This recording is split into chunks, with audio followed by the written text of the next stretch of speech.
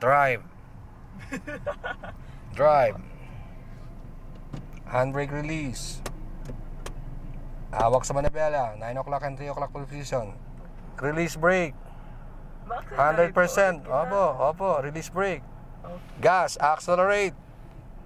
Gas. Maintain yung ating kalsada. Konti pang gas. Kulang pa yan. Okay. Dapat hindi sumasabit sa kanan. Hindi rin pumunta sa kaliwa. Gitna lang ng kalsada. Sa pangatlong poste, kailangan smooth braking. Sa tapat mismo ng poste, Ma'am Jia, kailangan smooth. Pwede na. Pero before na poste kami nakarating. Kanina after, ngayon before. Pero pwede na yon. Try natin ulit. Reverse. Isa pa. Reverse naman. Check mo left and right side mirror naman. Pag reverse, no need mag-gas. Kasi kailangan safe tayo. Pinapabagal pa nga natin habang umatras. Kasi yung visibility natin pa atras, medyo konti lang. Mirrors lang ating ginagamit or rear view. Pero pwede din po tumingin na. Walang masama kung tumitingin tayo sa likod yung lumilingon. Pwede naman po yan. Tansya po talaga, no? Yes. Wala kasing perfect angle sa driving eh.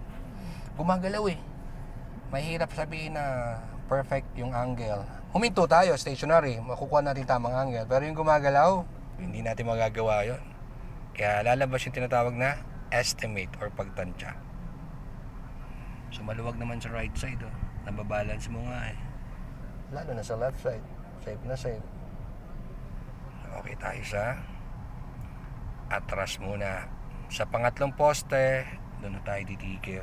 Kapag napapalapit dito sa right side, kukontrahin nyo lang po sa left. Ganun na naman pag umaatras.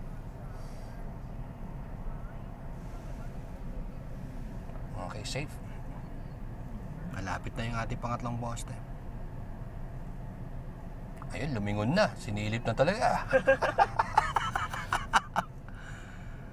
Ayan na. Susubok ulit kami mag-accelerate. Okay, and stop. Ayan yung poste namin. Okay, drive. Okay, hawak sa manibela. 9 o'clock and 3 o'clock position. Kaya ba? Kaya. Release handbrake. Release brake pedal. 100%. Lipat kay gas pedal. Accelerate. Gas. Go. Gas. More gas. Sige lang. More gas. Good. Ayun na. May power na. So, sa pangatlong poste, hihinto tayo ng dahan-dahan lang. Ayan, nakaready na yung brake pedal niya para hindi maging abrupt yung braking namin. And smooth braking.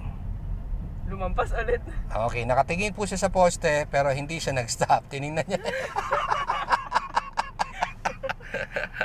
So ganun po talaga sa mga first time. It's okay. Driving keep safe always. Mabuhay po.